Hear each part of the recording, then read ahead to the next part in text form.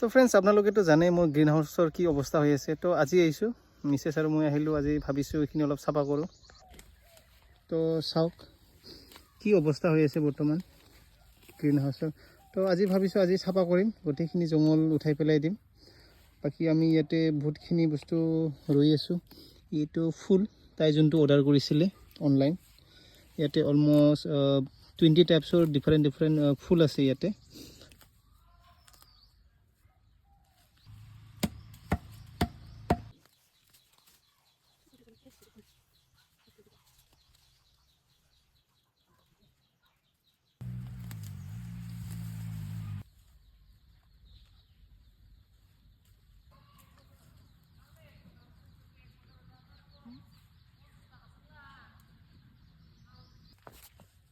তো ফ্ৰেণ্ডছ চাফা হৈ গ'ল, চাব পাৰে পূৰা ধুনীয়াকৈ চাফা হৈ গ'ল।